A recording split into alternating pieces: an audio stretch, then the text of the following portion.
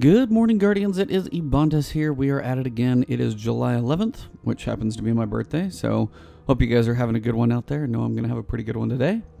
Had an awesome weekend, so got to spend a lot of time with my wife and have some tasty food. So, yeah, ate pretty bad this weekend, but enjoyed every minute of it. So, anyway, moving beyond that, jumping into the Nightfall here, we do have the Fallen Saber Strike one more time. They had to throw it to us with some fun modifiers. We've got epics. You got heavily shielded and highly aggressive enemies. We've got solar burn, small arms, fresh troops, and exposure. So it's going to be an interesting one. To combat exposure more than most things, I'm going to be checking out to see how my Warlock does. See if self-res serves me reasonably at all. Going to go in with Vision of Confluence, so, you know, high full auto scout rifle that is solar. If you got a primary solar damage weapon here, this would be good. If you don't have a solar scout rifle, the one I would recommend is probably going to be Red Death for your health regeneration to help combat exposure. Then any solar type sniper rifle is going to be good for those big shots if you can get them in. And then of course Tormod's Bellows. This is an older rocket launcher, but it's one of the rare ones that I got that has tripod and tracking and it's solar damage. So seems like a pretty good one to bring in for this one. With my Warlock, I'll be running Sunbreakers for those solar grenades. Sniper rifle ammo and rocket ammo, always beneficial. And then for Sunsingers, I said just solar grenades to hopefully hold down a few of those areas. Radiance, of course, to hopefully save my butt if I need it. Battle recovery and toughness to the max. And, you know, Viking Funeral and Touch of Flame, always a reasonable combo. Let's jump in and see if I get my butt kicked or not. Here we go. Alright guys, so as soon as you come in, jump on that S.A.B.E.R. Time, of course, always working against this. This actually isn't the longest strike ever. It's just this first part tends to kick your butt. So if you get through this, the time for the rest of the strike really doesn't ever seem too bad. But come through here and just keep driving. Again, you actually got to get to the Warsat part for it to begin. A little bit of S.A.B.E.R. driving here. Some good old practice. I hope that brings something like S.A.B.E.R. Racing back into Destiny 2. It was fun. Just kind of a nice little break, but still within the game of Destiny. So I'll usually drive over here and see how it's going. If you don't have a whole lot of heavy ammo, it's never a bad thing to pop a heavy synth. And 3 of coins if you don't have it yet. I tend to stand up here. It's usually out of the line of fire as stuff is landing in. And at this point, we're just going to see how it goes. So scan it in and let's see what type of enemies we get. I've seen Hive, I've seen Vex, and I've seen Taken, so let's see. Oh, good old Taken. So if it's Taken, the enemies are going to be coming from over this direction generally. And if you need to, you know, keep some stuff at bay. Small arms is going to do pretty well on this one, I think, though, but those shots from those snipers are going to hurt quite a bit. So we can just wait for them to come in. You got those grenades, if you can throw them back there and try and cook them down a little bit. That should help slow some of those guys down. And again, that's going to be the problem if any of those guys do get behind you. That's going to be where it really hurts. Captain, of course, coming around. But those solar shots are just going to kick your butt as long as you don't get tagged too bad. Anything that helps, if you have any armor that helps with solar damage, that will speed this process along nicely. Where's this guy? There we go. Alright, so next set of enemies are going to come from behind you. Over here. Just look for those, try and take those guys out quickly. Again, anything that fires fast is going to be painful, so the quicker most things around here die, the better off you're going to be. Now, small arms and solar damage is doing some major work right now, so this is actually not going as bad as I thought it would, which is nice. Just keep firing, watching for these enemies to come in. The captains, just anything you can kill quickly. 25,000 though out of my primary. Kind of bananas, honestly. I'll take it. Not going to argue, at least. A wizard is going to be one you want to watch out for its little triple shot there. It's actually going a lot faster than I thought it would. Watch for those shots if you need to melt something down with a grenade. Definitely a good time to consider it.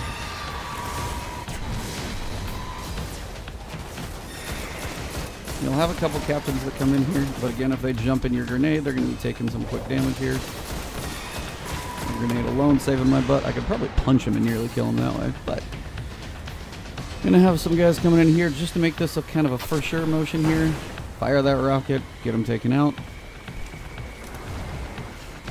As I have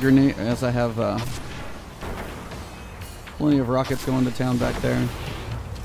May as well use them all. See if anything else spawns in. This actually went a lot easier than I thought.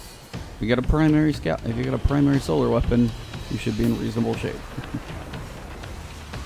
Even like an auto rifle at this point, because nothing's really going to be that far away, should work pretty well. Yeah, first try, didn't expect it to go quite this smooth. But I'm not going to argue. And those wizards, you do want to pop them off pretty quickly, just because it's going to be one of those times that wizards actually will do a little more damage than you'd imagine, just because they're quick shots, they're little triple taps. Are solar when they're taken, so they can be a bit rough. What is going on, Dark Lacing? Grabbing me some ammo here, which apparently they were a little generous, so I'll take that one and we're off to the races. So that was actually not as bad as I thought, just because that solar, pretty much you're hitting for 3x or 4x damage, so 2 times damage on primary weapons and 2 times damage on solar weapons, so you're hitting for 4, I should say. 4x with this Vision of Confluence. Again, if you've got another solar primary, I forget what the other ones are off the top of my head, but this is pretty much the one I'm going to run with. Should go pretty reasonably, and with a Warlock with Radiance, you should be able to survive most crazy moments. Throw a couple grenades around, keep some enemies at bay. It went pretty well. And again, you could probably run some of this section, but I'm just going to try and kill it all, because hopefully with a, solar scout rifle, it can pop the heads off pretty quickly. So, going pretty well so far, so let's keep at it. Once you step out, the enemies will appear. Get a nice little blight in front of you. You can take that out pretty quickly with the scout rifle. And then just look for the enemies to appear. All of these guys in the back should go down pretty quickly. Again, just watch the snipers. Those are going to be the ones, the vandals, that take you out quicker than most things, so just watch for those. And again, if you can get a grenade in the back, might actually get you some work in there. Tortured Knights, depending on if they're solar, be careful. Some of them may hurt quite a bit, actually. These guys are going down rather speedily. And again, if you're taking a lot of damage, you just back up. Well, that one made it through. But if you're taking a lot of damage, you can always back up behind this wall, let it close, kind of get your recovery rolling back. And then since it's on exposure, that's where things get dicey. But if you get Radiance on a Warlock, you're going to be doing okay. But again, here is where that recovery is so important.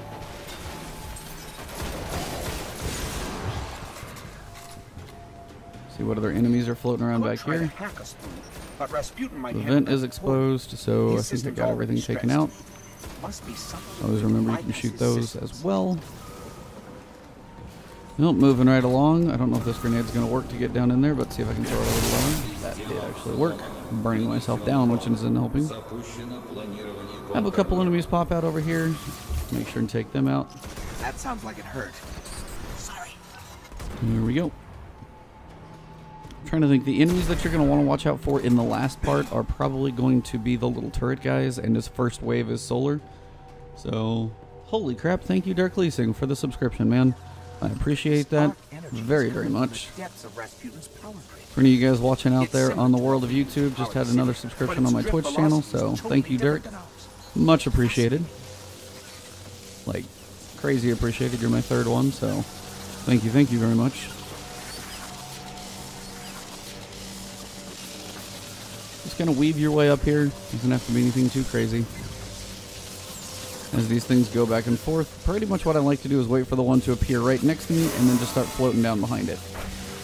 If you double jump and kind of float across the ceiling, you can cover the ground a little quicker. If you're a Titan, you can really cover this one fast, but at least the floating, even with a Warlock, is going to be reasonable. And then just turn around, look for the enemies, try and make sure nothing gets too close. And then just wait for the rest of these guys to come by. Most of them shouldn't be too bad. Whew. What'd I miss? Nope. Missed one. And 2. Alright, well from here this door will open up and we'll get on to the next section. Moving right along. Course taken. Being the fun of the morning. And again, never a bad thing to throw a grenade out there, keep some of those guys at bay. And again, if you're up this far, you want to make sure you finish this section. So if you take it a little more on the conservative side, it is not a bad thing because you don't want to die here, because you have to restart the whole section, including the arc running if you do. So just keep that in mind. Just play really, really conservative here, because if you do die, you've got to run that whole little gauntlet again with what am I trying to say? With a little, you know, capture with a little object that you've got to run.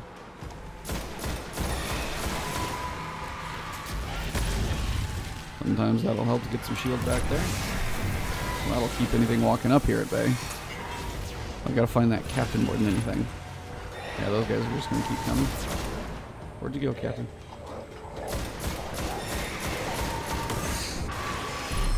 And that's where I'm going to use radiums, because I do not want to repeat that section.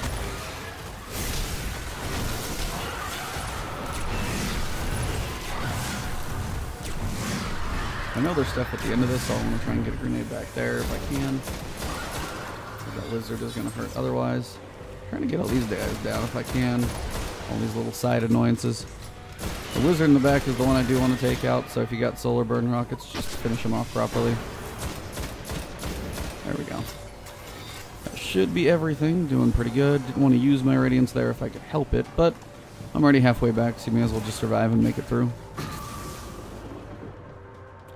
Keep on going.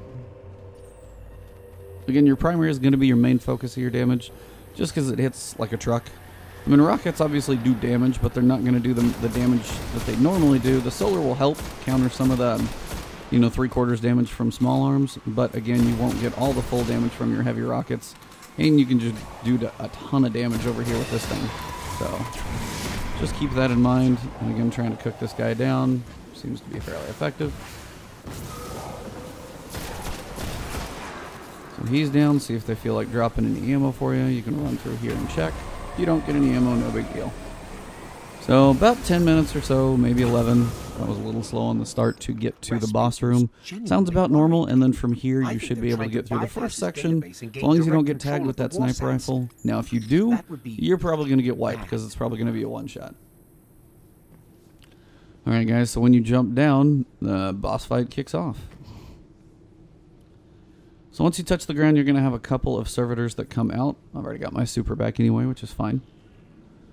A couple of these guys that come out, and a couple quick shots to the face are going to help speed this along nicely. So look for these guys, but the crits will be, you know, nice and quick. He's going to come out in the middle, but you're going to want to stay on this side first. Just seems to make things a little bit easier. Use your grenades if you need to keep some enemies at bay, to cook him down, whatever. But again, just pumping that damage into his little... basically right there into his little turbine without getting view of the middle of his head. The sniper gun on top is the one that's going to wreck you. It's like a sniper rifle, so it hurts like crazy. But again, throwing a grenade out there, going to keep that damage cooking on him if you can. As soon as you do enough damage, you're going to pull him to that next phase though, which I have actually done. I think he is on that next phase. These are the guys you want to watch out for, these little turret shanks. They're the ones that are going to kind of ruin your day, actually. And as you come through, watch for exposure. Again, that's the one that's going to kind of save you if you've got any health left. But if you can just get over here quickly, you should be in reasonable shape. Watch for the rest of the shanks. These explorer shanks coming out, try and pick those off, and then start getting that damage into the boss. Apparently I've got a strange rogue servitor up. Those are not normally around, so watch for that. And now again, you want to hit him, and his crit spot is going to be right basically in his little front windshield. It's going to be the way to take him down. The final spot, once you get him low enough, is going to basically be right here. You're going to have some sniper shakes that appear around that you want to watch out for. And depending on where the exploder shanks are, they're going to be fairly close by. Sometimes they'll come in behind you actually as well, so watch out for that if they do. Apparently we've got a couple turret shanks still popping through. Or this is the whole epic, we've got some extra guys for you to deal with situation. Really? There. Man. I don't know if I just killed some of these guys too quickly, or they're just giving me some extra guys to mess with.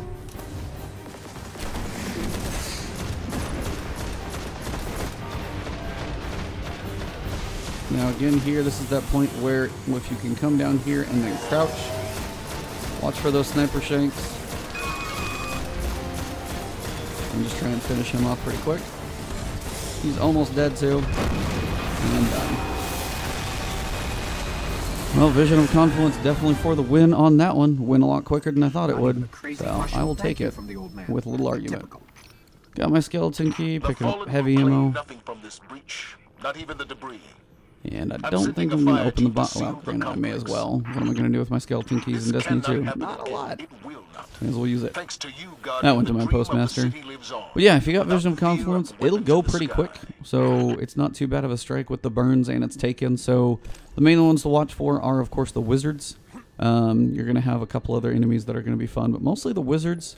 The captains have solar shields, but you should be blowing through those pretty quickly. See if I get anything good.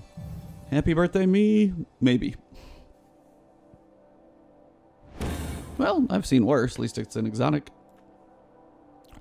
Impossible Machines.